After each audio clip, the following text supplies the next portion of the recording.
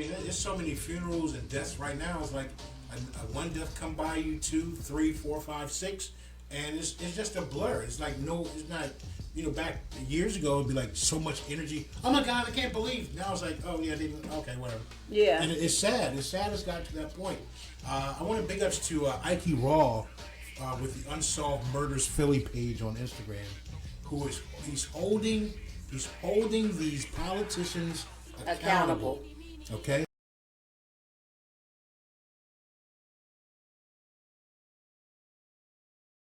That bad, right. And that the tourist doesn't have to worry about anything, but yet look at the young boys that beat up the 70-year-old man after he told them that he didn't have no money in the fashion district. Right.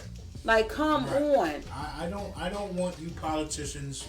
You finagled our votes. You got us to believe the hype. And you got into office, and now you're telling us that we don't see what we're seeing. We don't hear what we're hearing. But that's what they all do. You're right. I mean, Donald Trump made it it's okay to just, okay, is it raining outside? Yes. No, it wasn't raining outside. I had the biggest audience ever. That was the first big line ever. Okay? It was raining outside. It was raining outside and there was nobody. Nobody there. So, okay, now you're trying to do that with our lives, with our kids' lives, with our families. And you're telling us, because we're brown and black people, that there is no violence that you guys need to be worried about. Last night, as I'm putting this story together about Martin Luther King and Mick Jagger, I heard about what seemed to be 100 gunshots. It was just a lot. And I jumped right on Facebook. Oh my gosh, I can't believe we are at war outside. This is crazy. That's why I stay my black ass in the house. Because there's not violence I should be worried about. Exactly. But that's because he lives where he lives and he doesn't hear these things. Mm-hmm. And that's the problem. People that's not, it's just like the same thing where you ask someone that's wealthy, how much is a gallon of milk? And they can't even tell you how much a gallon of milk is. Why? Because they're getting everything delivered. When their grocery bill is there, it's just paid and it is what it is. Mm-hmm. But it's for some people, like a gallon of milk, they know, hey, this gallon of milk is $4 and some odd cents.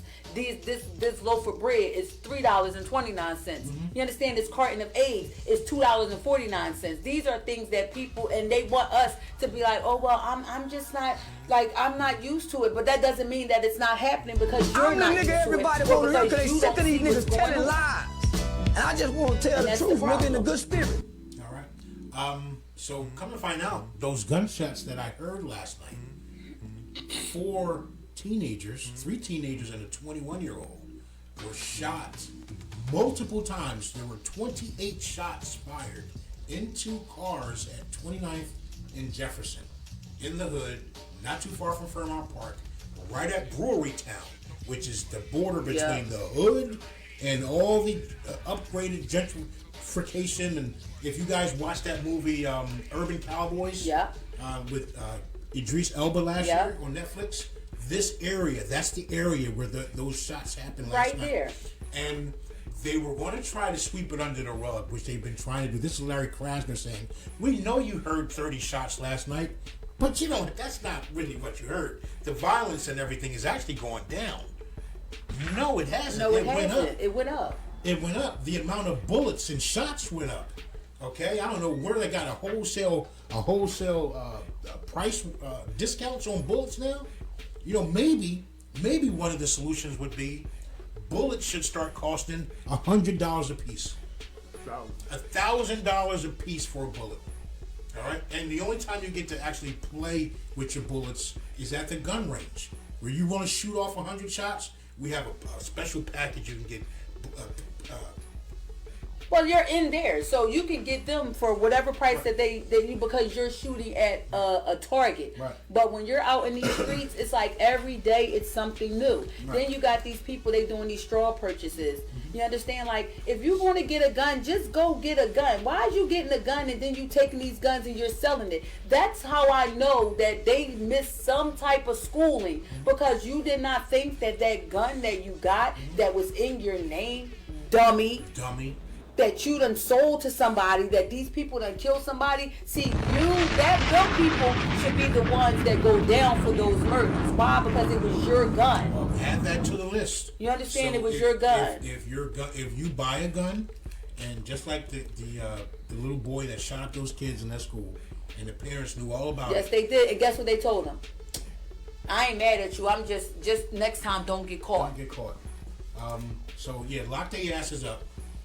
It was just some of the things that should have been happening a long time ago, to hold the parents and these guardians responsible.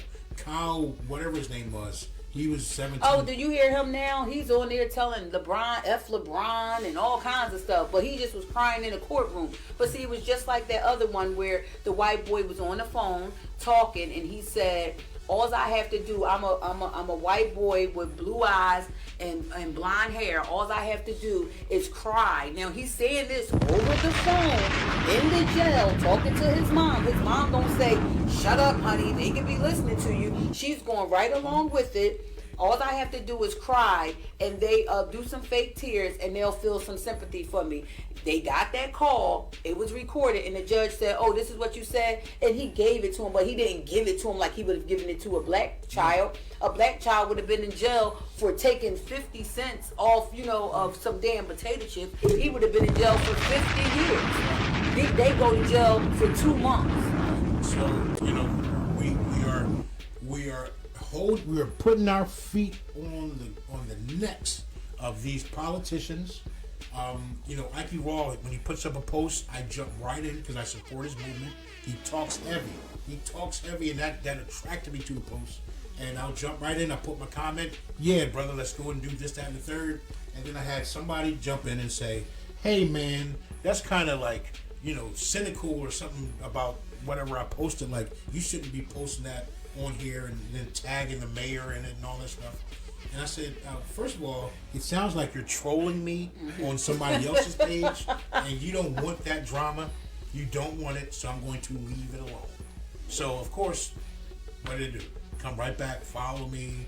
Hey, man, you're not going to comment on what I said, this, that, and the third? No. I said, I'm not going to troll you. I'm not going to... Well, it seems like you sort of know what you're talking about, so how about this? This is a suggestion. Maybe we can get some lights on in the dark places and more lights in the city so it's not so dark at night. And maybe you can help talk to some. I see your podcast. You guys are doing really good. Now you're tugging at my heartstrings because you start talking about the Tosh and Truuf show. So I'm like, hey, you listen? I'm like, hey, you watch it before? So I start tagging them in the different videos that we do, and they saw how we do talk about these violence.